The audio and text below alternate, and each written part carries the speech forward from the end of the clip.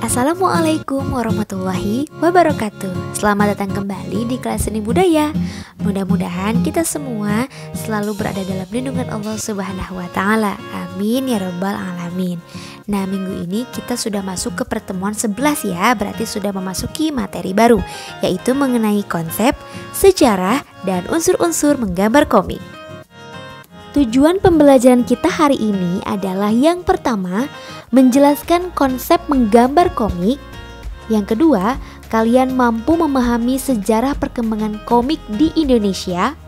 Dan yang ketiga, memahami unsur-unsur komik. Konsep menggambar komik. Kata komik berasal dari bahasa Inggris, yaitu comic, yang berarti segala sesuatu yang lucu dan menghibur. Apa sih itu komik menurut Kamus Besar Bahasa Indonesia? Komik adalah cerita bergambar, baik itu di majalah, surat kabar, ataupun dalam bentuk buku yang umumnya mudah dicerna dan lucu. Nah, ada juga beberapa pendapat menurut para ahli nih. Yang pertama ada dari Will Eisner, seorang ilustrator yang berasal dari Amerika, yang menyebutkan komik merupakan susunan gambar dan kata-kata untuk menceritakan sesuatu atau mendramatisasi suatu ide yang terangkum dalam buku. Ada juga nih pendapat dari seorang komikus asal Amerika juga, yaitu Scott McCloud, yang menyebutkan komik adalah gambar-gambar dan lambang-lambang lain dalam urutan tertentu untuk menyampaikan informasi atau mencapai tanggapan estetis dari pembaca. Nah, dari beberapa pendapat tersebut bisa kita tarik kesimpulan bahwa komik merupakan suatu karya seni yang terdiri atas gambar dan kalimat berupa dialog yang digunakan untuk menyampaikan informasi. Nah, menyampaikan informasi ini merupakan salah satu fungsi dari komik. Makanya antara gambar dan tulisan itu harus selaras, harus sesuai supaya bisa saling membantu untuk membangun sebuah kisah. Nah, komik itu dibuat dalam berbagai macam ukuran sesuai dengan kebutuhan. Ada komik yang dibuat dengan cerita dalam bentuk buku, ada juga yang dibuat dengan cerita pendek atau hanya selembar kertas aja. Ternyata nih, dalam menggambar komik ini tidak hanya menuntut kemampuan menggambar yang baik ya, seperti menggambar pada umumnya. Kalau menggambar komik ini, kita membutuhkan kemampuan bagaimana supaya membangun karakter, bagaimana supaya membangun tokoh dalam cerita. Nah, itu juga harus diperhatikan dalam menggambar komik. Sejarah menggambar komik. Jika kita cermati secara bersama-sama, ternyata relief Candi Borobudur atau yang beber ini mempunyai karakteristik yang sama dengan komik. Relief ini berupa dinding batu yang bercerita peristiwa masa kerajaan pada saat itu, yang ternyata hanya dapat dibaca sesuai dengan arah jarum jam, yang biasanya disebut dengan Mapradaksina, yang dalam bahasa Sangsekerta Daksina berarti timur. Nah, dari penjelasan tersebut itu merupakan bukti bahwa komik di Indonesia sebenarnya sudah ada sejak lama. Pada tahun 1931 merupakan awal diterbitkannya komik di Indonesia yang berjudul Si Put On karya Ko Wan Gi. Komik tersebut bertemakan kritik sosial pada pemerintahan kolonial Hindia Belanda pada saat itu karena telah menciptakan kehidupan masyarakat terbagi ke dalam ras dan golongan. Lalu di tahun 1954 mulai banyak diterbitkan komik-komik. Nah, salah satunya ada komik yang berjudul Sri Asih karya R.A. Kosasih. Nah, komik ini menceritakan bahwa Sri Asih itu merupakan sosok yang memiliki kesaktian dan kepintaran. Di tahun 1961 terbitlah komik yang berjudul Si Buta dari Gua Hantu karya Ganesh. Nah, komik ini menceritakan kisah perjalanan seorang pendekar buta yang berkelana dengan temannya seekor monyet yang bernama Kliwon.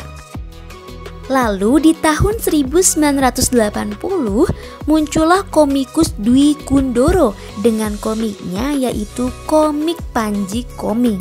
Nah, Panji Koming ini merupakan komik yang pertama kali di Indonesia dibuat ke dalam bentuk komik strip atau komik lembaran yang pada saat itu diterbitkan di Harian Kompas. Tahun 1999 sampai tahun 2000, nah ini merupakan tahun awal bangkitnya komik di Indonesia. Karena pada saat itu, para komikus atau para pembuat komik ini mendapat kebebasan untuk berkreasi, kebebasan dalam mengangkat tema, dan juga banyak penerbit yang mau menerbitkan komik-komik mereka. Unsur-unsur menggambar komik. Unsur komik yang pertama yaitu panel. Bisa kalian lihat di contoh, panel itu yang bentuknya itu ya kotak-kotak atau persegi panjang atau bentuknya trapesium lah, yaitu yang disebut dengan panel. Nah, apa sih fungsi dari panel ini? Sebagai petunjuk umum untuk ruang dan waktu yang berisi kejadian-kejadian utama dari cerita yang terdapat dalam komik tersebut. Nah, biasanya seorang komikus saat membuat komik atau nanti kita membuat komik, menggambar tokohnya, menggambar adegan-adegan ceritanya itu berada di dalam panel tersebut. Jadi kita nggak ngegambar di luar panel atau di mana-mana gitu, tapi di dalam panel tersebut. Unsur komik yang kedua yaitu parit. Parit merupakan pemisah antara panel yang satu dengan panel yang lainnya, sehingga memberi rongga terhadap layout. Bayangin kalau misalnya kita gambar di dalam panel-panel tetapi nggak ada rongga, nanti tuh gambarnya pasti dempet-dempetan kan. Dan juga saat membaca runtutan ceritanya itu agak sulit, makanya membutuhkan parit. Parit juga bisa disebut dengan gutter atau ruang kosong antar panel. Unsur komik yang ketiga yaitu sudut pandang. Sudut pandang dalam menggambar komik sama dengan pembuatan papan cerita pada film atau film animasi. Nah, jadi sudut pandang ini yang mengarahkan mata penonton atau mata pembaca untuk melihat sebuah kejadian atau objek. Nah, sebagai contoh di gambar tersebut, kita itu mau melihat atau menggambar pohon, sebuah pohon. Nah, di sini kita bisa melihat atau menggambar berdasarkan sudut pandang. Ada dari top angle, high angle, eye level, low angle, dan bottom angle.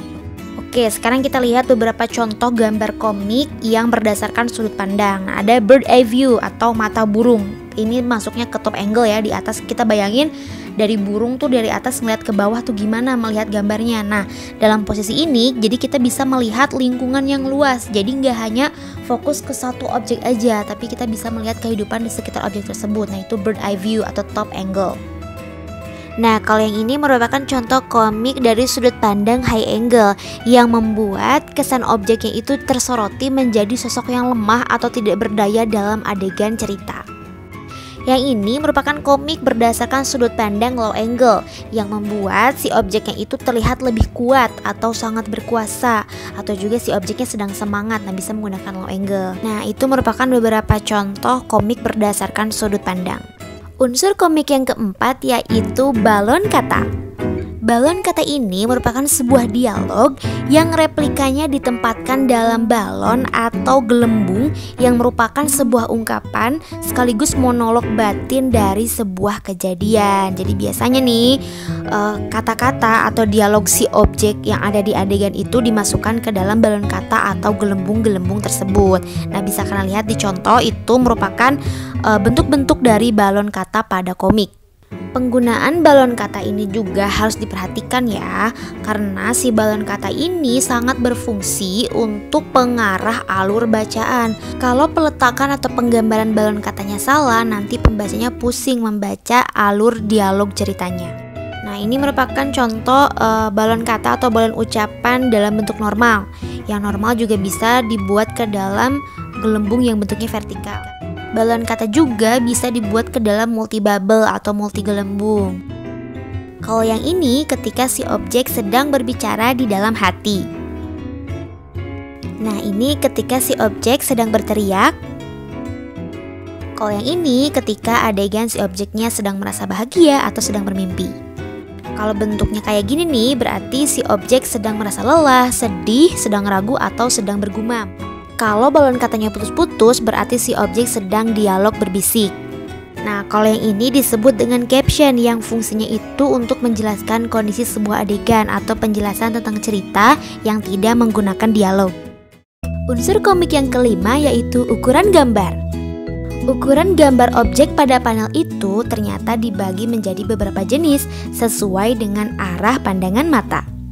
Silakan kalian cermati contoh gambar berikut ini. Nah, di sana merupakan ukuran-ukuran gambar. Ada ukuran gambar yang namanya extreme long shoot. Extreme long shoot ini menampilkan objek dari jarak jauh sehingga si objeknya itu terlihat kondisi secara utuh dan luas. Untuk ukuran gambar yang bernama long shoot, nah ini merupakan ukuran gambar yang menampilkan si gambar objeknya itu secara utuh, namun secara utuhnya itu dari atas ke bawah. Untuk gambar medium shoot, nah di sini menampilkan ukuran si objeknya itu setengah dari ukuran sesungguhnya.